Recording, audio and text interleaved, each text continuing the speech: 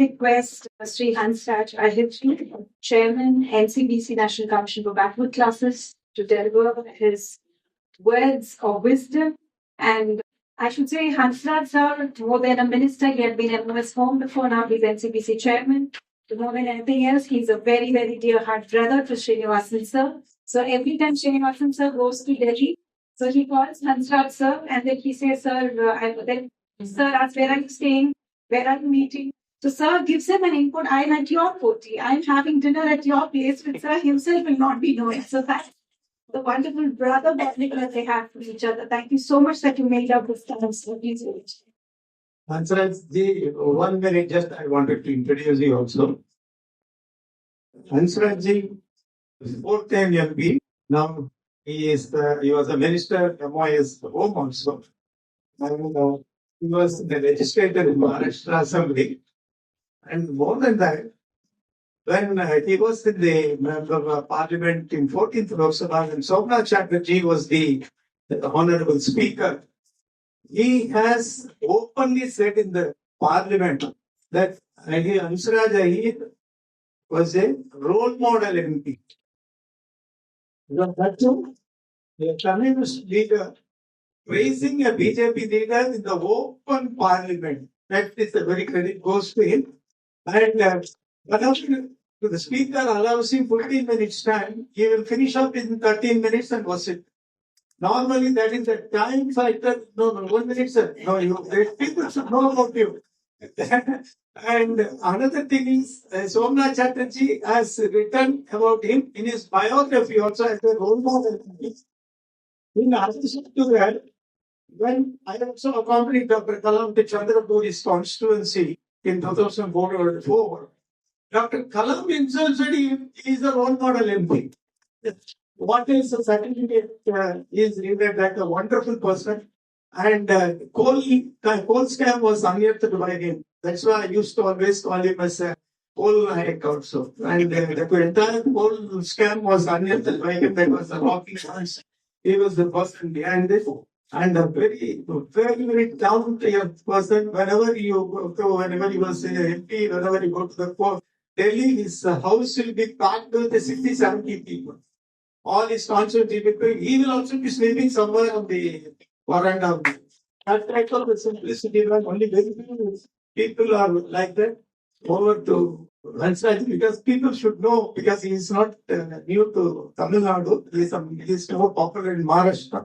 That's why, and whenever a jury committee meeting, he was in the jury committee also, now he's the chairman. Whenever a jury committee meeting happens, I used to call him, sir, can we have a jury committee meeting on particular day, 21st? Where? घर में okay sir dinner कहाँ आपका घर में okay then menu you give it he will hand over to his PA and say take the menu and time in that's all his house is my house that's why we take a liberty and he is always my younger brother recently last week he started celebrated 70th anniversary. So happy birthday, sir. I could not reach him because of the areas.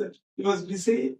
And his 70th birthday, happy birthday, sir. Hansraj Agency. Thank you very much. Now it is your time.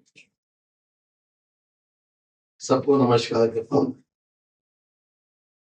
3 minute मुझे दिया हुआ था 3.5 minute बना लेते हैं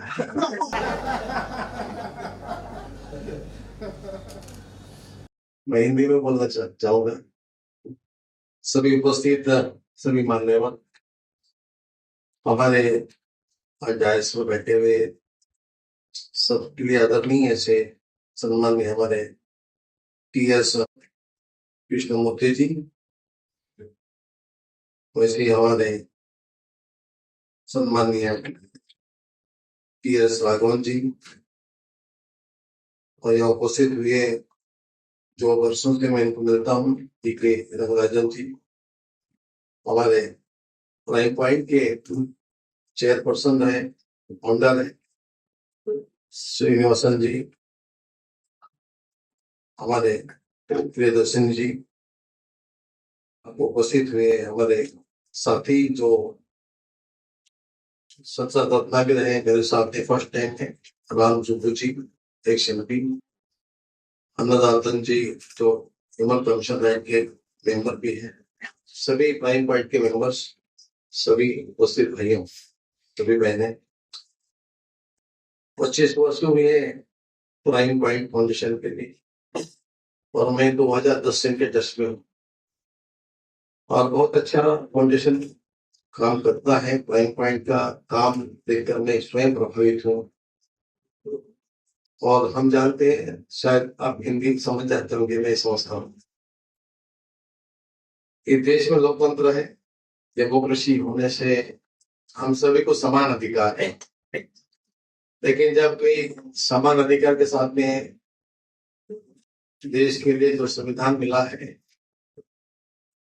Bharat doctor Baba Saheb Ambedkar ji ने जो हमें अधिकार दिए, सभी को समान अधिकार, हमने स्वीकार किया है संविधान को, हम सभी को समान है, लेकिन हम सब समान होने के बावजूद भी एक एमएलए एमपी कुछ असामान्य होते हैं। एक एमएलए करीब करीब 5 लाख लोगों का प्रतिनिधित्व होता है। एक एमपी 20-25 पॉपुलेशन का एक प्रतिनिधि होता है, लोकसभा में जाता है, वो अकेला होता है, 25 लाख लोगों को चुन के भेजते हैं, उसमें सब पॉपुलेशन में आ रही, तो उसकी कुछ अलग इमेज बननी चाहिए। लोकतंत्र यही चाहता है, डेमोक्रेसी भी जिंदी रहेगी कि हमारा वर्ग एमपी है, एमएलए है, वो लोकतंत्र की रक्षा करने के साथ में रहे और एक आदर्श रहे, अनुकरणीय रहे, आइडियल रहे, जो सुन आज्ञा कहे तो कोई भी उसके बाद में अच्छी बात है और उसका प्रथम बहुत जरूरी है। जहां हम जा रहे हैं वहां अच्छा काम करना चाहिए। एक उदाहरण के तौर पर कहता हूँ कि हम अपने घर से भी निकलते हैं, कभी अपने स्लीपर का पॉलिश करते हैं, बूट का पॉलिश घर में भी कभी करते हैं, वो चमकता है अपने हाथ से, जब हमको चमकाने के बाद अच्छा लगता है कि अपना पॉलिश अच्छा हुआ है। कोई टेम्पल का भी पॉलिश बनाता है, वो चमकाता है, तो चमकाना ये अपने कर्तव्य होता है।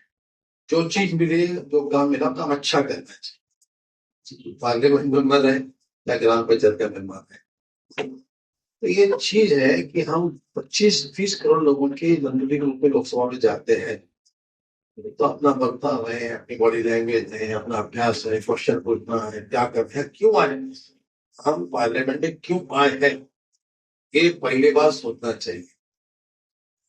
लोगों ने हमको क्यों भेजा है, ये हमने चिंतन करना चाहिए। 140 करोड़ लोगों में हमसे अच्छे अच्छे लोग हैं, मंच पे बैठे नहीं, मुझसे कई विद्वान यहाँ बैठे, मेरे पढ़ाई लिखाई से कई पढ़े लिखे चल रहा, लेकिन मुझे भेज दिया पार्लियामेंट। भाई हमें सोचना चाहिए कि हम क्यों यहाँ है, हमारा काम क्या है। हमें कमीशन का चेयरपर्सन आपसे मिलता, ह्यूमन राइट कमीशन है, बैकवर्ड कमीशन है, ट्राइबल कमीशन है, हम क्यों बनते हैं चेयरपर्सन, क्यों, जो काम है वो काम करना चाहिए। वो काम करने हम जाते हैं तो सारी बातें हमें सभी काम करना चाहिए। अभी मैं एक उदाहरण के तौर पर बताता हूँ, मैं चेयरपर्सन बना ओबीसी कमीशन का, जो इश्यू में गया, तेलंगाना का मिल गया, कर्नाटक का इशू हमने निकाला, बंगाल का निकाल दिया, जहां पर ओबीसी का इशू था, उनके राइट को छीना गया, हमने इशू बना दिया, नेशनल इशू बन गया, किसी ने देखा नहीं था, मुझे लगा कि मुझे काम करना चाहिए, कर दिया। तो आप लोगों को मालूम है कि नेशनल कमीशन क्या होता है, रिकॉर्ड कमीशन। तो एज ए पार्लियामेंट मेंबर जो है, एक देश की बहुत बड़ी ताकत, हंसरा जाहिर नहीं था, काम से पूछी ताकत नहीं है, तो एक है, एक पब्लिक से प्रतिकार है, लेकिन बहुत बड़ी हस्ती मानता हूँ मैं, आज मैं वहां मेंबर नहीं हूँ, मुझे लगता है कि बहुत बड़ी जगह में मेंबर नहीं। आपको बताऊं मैं एक बात कि अनिल अंबानी जी जो एक बहुत बड़े उद्योगपति है, फिर तब अभी भी, तब वो 80,000 करोड़ के मालिक थे, 2007-8 की बात देखा। उन्होंने पसंद किया कि मुझे पार्लियामेंट में जाना चाहिए, राज्यसभा में जाना चाहते। समाजवादी पार्टी को उन्होंने टाइप किया, मिलाया, मेंबर ऑफ पार्लियामेंट 80 करोड़ रुपए का प्रॉपर्टी का मालिक है ना, लेकिन वो चाहता है, तब अभी तो और भी ज्यादा होता। उतने बड़ी प्रॉपर्टी रहने के बाद उसको मुझे लगता है कि मैं मेंबर ऑफ पार्लियामेंट बनूं। आप सोचिए कितना वैल्यू है मेंबर ऑफ पार्लियामेंट, कितनी बड़ी गरिमा है। वो गरिमा को संभालना हम लोगों का काम होता है, और हमारे काम की पद्धति को देखने वाली आंख है वो प्राइम पॉइंट। ये देखते हैं हम क्या कर रहे हैं, मुझे बहुत अच्छा लगता है इनका काम। तो वही तो देखिए, ठीक है, पार्लियामेंट में एक संसद का अवार्ड मिलता है, बेस्ट पार्लियामेंट मिल जाता है, हॉल में मिलता है। पब्लिक में अगर देखा गया तो तीसरी आप ये चेन्नई से देख रही है कि कलकत्ता से देख रहा है कि हमारा पार्लियामेंट मेंबर कैसा चलता है, कैसा बोलता है, क्या पूछता है, कितने क्वेश्चन लगाता है। ये तो पब्लिक को पता भी नहीं रहता कि पार्लियामेंट मेंबर के कितने अधिकार है, चुन के तो देते, लेकिन इनको पता कितने हमारे राइट है। तो मैं इस कमीशन, इस जो प्राइम पॉइंट के बारे में इतना जानता हूँ, ये बहुत अच्छा काम करता है कि देश के पार्लियामेंट्रियन की मेंबर उनकी गरिमा भी बढ़ाते हैं, उन्हें एक्टिव करते हैं। संसद रत्न अवार्ड मुझे 5 लाख मिले, मैं 14 में 2.5 लाख से चुनाव जीत गया, 2.5 लाख से मेंबर ऑफ पार्लियामेंट में लोकसभा जीत गया। उसमें प्राइम पॉइंट का अवार्ड का उसमें हिस्सा है। इन्होंने बोला कि भाई ये अच्छा इंटरव्यू है, ये जो मुझे मिला था उसका पॉइंट, ये बहुत अच्छी चीज है। मैं चाहता हूँ कि ये काम अच्छा करते हैं, इसलिए मैं इनको शुभकामनाएं देने के लिए आया हूँ। और देश की डेमोक्रेसी और भी मजबूत करना है। तो दुनिया में एक चैलेंज है, इतनी बड़ी आबादी, 140 करोड़ लोग, और वहां पे इतनी बड़ी लोकतंत्र जिंदा कैसा है। सारे क्वेश्चन, एक क्वेश्चन है दुनिया के सामने, लेकिन यहाँ जो सिस्टम है हमारा, ग्राम पंचायत राज से लेकर वो पार्लियामेंट, ये बहुत ऊंची सिस्टम है, बहुत अच्छा बना हुआ है। और ये हमारे संविधान के बनने के बाद और लाइन आ गई है। लेकिन जब हम देश की आजादी के पहले हम गुलाम थे, बाहर के लोगों ने वहां पर आक्रमण किया, हमारे देश की पूरी कल्चर, संस्कृति, हमारे धर्मों को नष्ट करने का प्रयास किया। लेकिन जो हमारी संस्कृति है, जो खून में है, डेमोक्रेसी, वो हमारी नष्ट नहीं करती। जैसे देश आजाद हो गया, हमने सबसे बड़ा काम कौन सा किया आजादी के बाद में, फिर से देश में हम लोग 1950-52 में, ये बहुत बड़ी बात है।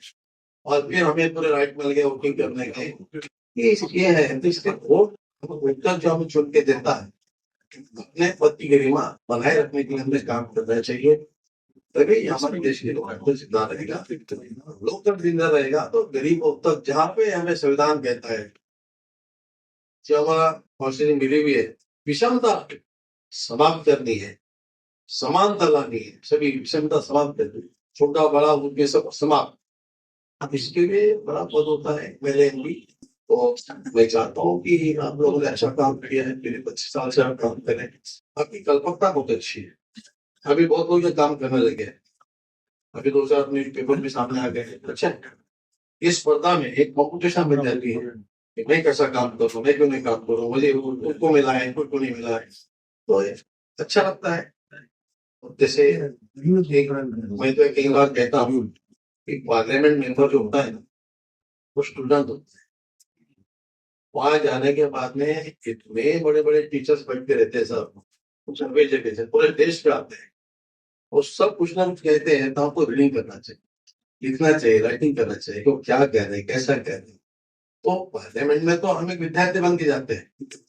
हाँ, यहाँ हम क्षेत्र में जाते तो हो सकता है कि हम एक ओरिएंटर बन के बोलते हो, लेकिन वहां पे हम विद्यार्थी सीखना चाहिए, आपको क्या मिलता है। वहां पर बैठ के हमने कौन घोटाला निकाला है, तो ये पता है। मुझे थोरियम का इश्यू किया था, थोरियम आप लोगों ने किया, थोरियम का विषय पर मैंने हाईलाइट किया लोकसभा में। और आपके लिए बता दो कि उसके ऊपर अभी सरकार ने बैन लगा दिया, 2019 सरकार, मोदी सरकार बंद कर। ये फाइलिंग बंद है, आपने बताया था, उससे बहुत बड़ा चोरी हो गया था। उसकी कॉस्ट 60 लाख करोड़ रुपए का थोरियम देश से एक्सपोर्ट हो गया, चोर हो गया, स्मगलिंग हो गया। इश्यू देने वाले यही लोग बैठे थे, आपके लोगों ने किया था, मुझे याद है।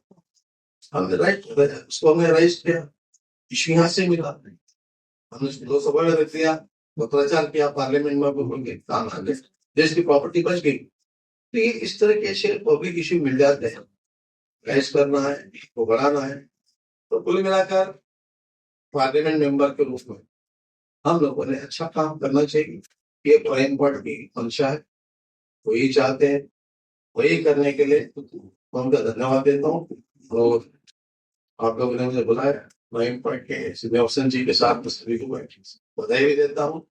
और ये बात से है कि डॉक्टर एपीजे अब्दुल कलाम साहब तो यहाँ एक बार पहले बार नहीं आया था, उनका यहाँ पे ऑनलाइन थे, मोबाइल से स्पीच हुआ था, जिसमें बताया था, शुभकामनाएं दी थी उन्होंने, तब से मैं यहाँ काम करता हूँ। ये लोग चंद्रपुर में आए थे, मैं महाराष्ट्र में रहता हूँ, वहां के उन्होंने मेरे लिए आशीर्वाद पर अच्छा भाषण भी दिया था, शुभकामनाएं दी थी, तभी मैं अच्छे तरीके से चुनाव जीता था। तो इस तरीके से मैं 4 बार मेंबर पार्लियामेंट मेंबर रहा हूँ, कोशिश किया हूँ कि अच्छा काम करता हूँ, और एक्चुअल में ये होना चाहिए, अच्छे पार्लियामेंट बनाने की कोशिश करते हैं, इसलिए मैं आपको धन्यवाद, सबको शुभकामनाएं।